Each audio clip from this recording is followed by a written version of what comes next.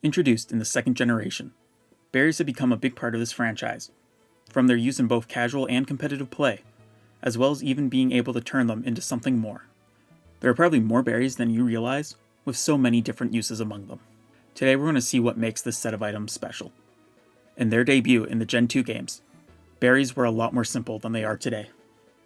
In Gen 2, there was the PRZ Cure Berry, which cured paralysis, the Mint Berry, which cured sleep, the PSN Cure Berry, which cures poison, the Ice Berry, that cures burn, the Burnt Berry, which cures freeze, the Mystery Berry, that restores 5 PP, the nice and simply named Berry, which restores 10 HP, the Bitter Berry, which cures confusion, the Miracle Berry, which can cure any non-volatile status condition as well as confusion, and finally, the Gold Berry, which restores 30 HP. These berries are very simple in name, and half of them don't even have art in some form.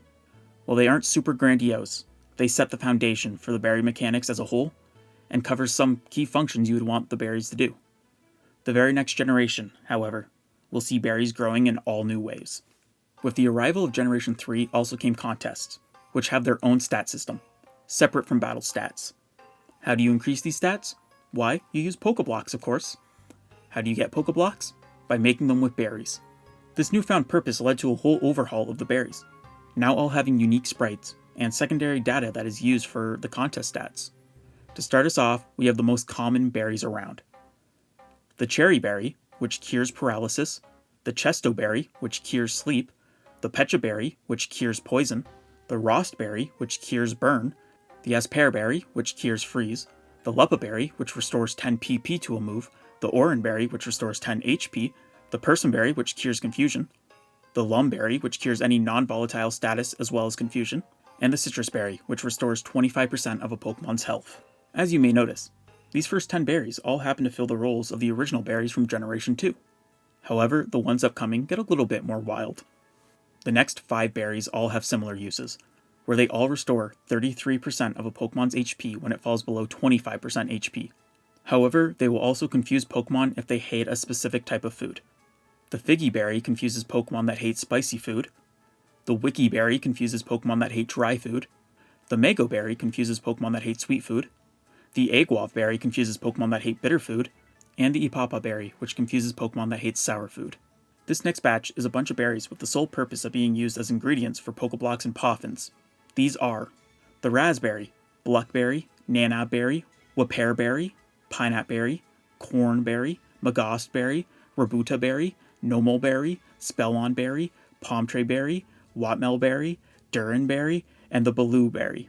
A couple of those may sound like they do a little more, and that's because the Raspberry, Nanaberry, and Pineapple Berry were all eventually added to Pokemon Go, where they were given new uses.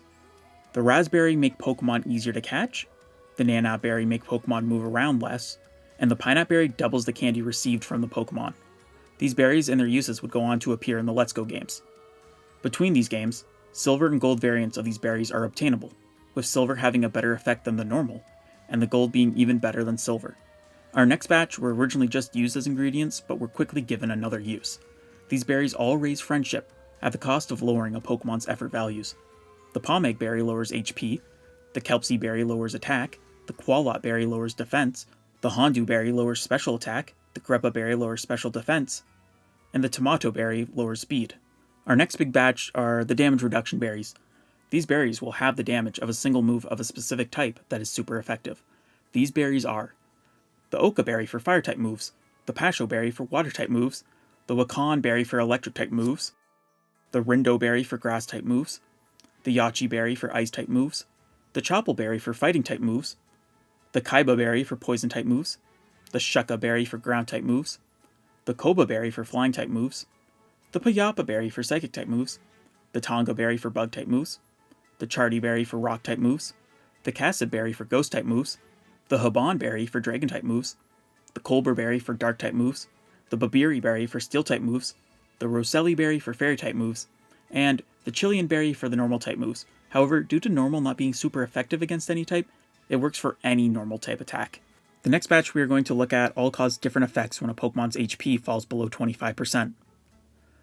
The Lychee Berry raises attack, the Gamlon Berry raises defense, the Salak Berry raises speed, The Pitaya berry raises special attack, the Apricot berry raises special defense, the Landsat berry sharply raises critical hit ratio, the Starf berry raises a random stat, the Mickle berry raises the accuracy of the user's next move by 20%, and the Custap berry raises the user's next move to move first within its priority bracket.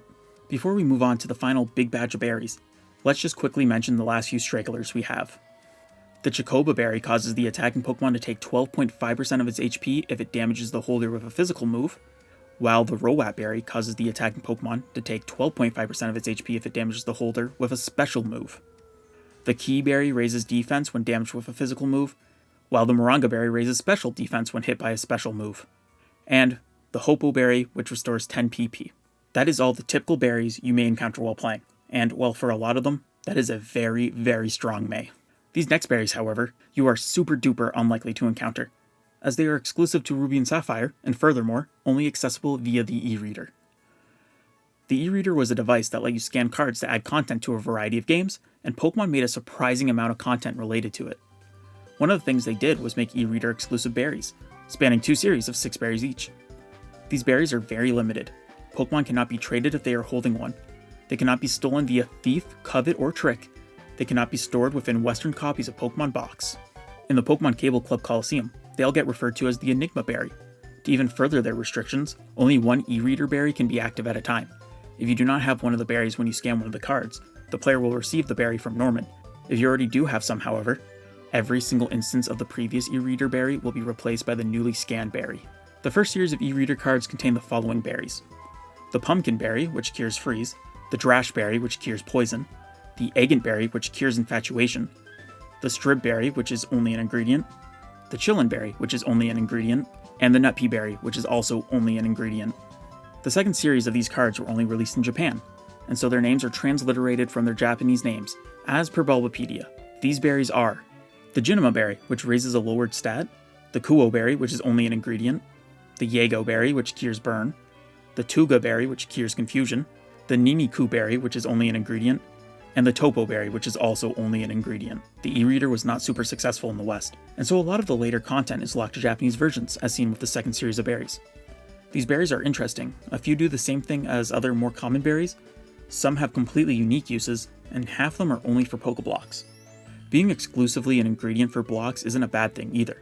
Having variety in how you can make your blocks for specific needs is surely welcome. If you want to see the power that these berries can hold, I highly recommend Sir Toasty Toe's video on getting perfect contest stats using only the Nut Pea berry. This also isn't all for these berries. Earlier I mentioned how the Cable Club Coliseum calls them the Enigma berry.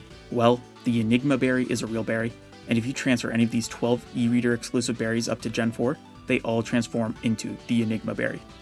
This berry heals the holder by 25% HP when it gets hit by a super effective move. This berry is a rare one. In Generation 3, it's merely a placeholder for the e-reader berries. In Gen 4, it was only accessible by transferring the e-reader berries or from an event. It's purchasable in Pokemon Battle Revolution and can be transferred over, but that's locked to Gen 4 still. In Gen 5 it was event exclusive. Gen 6, at least, allowed you to get it through the Pokemileage Club's Pokédoll Catcher. However, this service has long since shut down. Gen 7 it returned to only being in events. Sword and Shield's Crown Tundra DLC would change the course of action for the Enigma berry, for it's now just obtainable from berry trees. Brilliant Diamond and Shining Pearl even have a guaranteed one in Romanus Park, as well as being able to be picked up from walking Pokemon. Scarlet and Violet continue the trend of having it be accessible by making it a reward in the Teal Mask's Ogre Ousting minigame. Touching back on the events it stayed mostly exclusive to, while there was a dedicated one in X and Y and a rare berry set given out for the Alola games, almost every time it was part of an event, it was from it being a held item on an event Darkrai. In fact, only one time has it been held by another event Pokemon, being Victini. Darkrai and the Enigma berry have a weird connection, and it's one I'm not sure we will ever find out why. I believe that should be it for mainline game berries, but there are a few from other media in the franchise. The TCG has a couple exclusive berries, being the Memory Berry and the Fluffy Berry. The Pokemon Adventures manga features the Mirage Berries, which were berries found in the lush jungle and were to be delivered to the Island Guardians. The anime features a couple exclusive berries as well. First, there's the Pinkin Berry, a berry only found on the Pinkin Island, which is a part of the Orange Islands. This berry has the effect of changing whoever consumes it to a pink color temporarily. However, if consumed enough, the change will become permanent. Next is the Rinka Berry, which will help clear the throat and restore the voice of the consumer. And then there are the Melody Berries. These berries are grown from a melody tree, a plant that is created by Meloetta. The tree produced 5 berries, each being a different color: red, yellow, blue, pink, and purple. These berries have the ability to produce music and can glow when Meloetta sings near them. There's not a whole lot of extra berries here, but they are pretty fun and unique.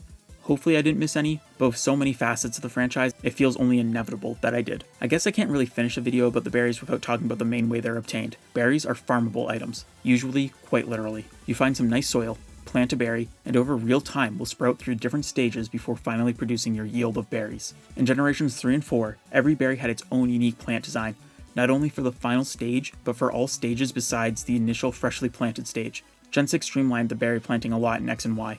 In the Kalos region, you can find the berry fields, which is an area dedicated solely to growing berries. Not all berries get their own design here, there's a few different tree models that they share between the different berries. Also, with being in such a confined space, it's possible that the trees can cross-pollinate and create completely different berries. These just result in pre-existing berries, unfortunately, so no cool hybrid berries springing up from this. But some of the berries are only found from this initially.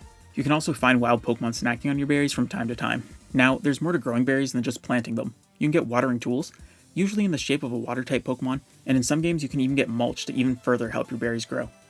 You also have to be mindful of your plants. You can't just forget about them, or else they will end up restarting the cycle as the plant dies and a berry from it plants itself. Some of the games have unique ways of handling the berries, like in Heart Gold and Soul Silver where you're given the berry pot, which allows for you to carry your growing berries with you wherever you go, as there's no natural growing plots in the regions. The Unova games also don't have anywhere to grow berries, but at least while it was still active, you could grow and tend to berries whenever you had a Pokemon visit the Dream World.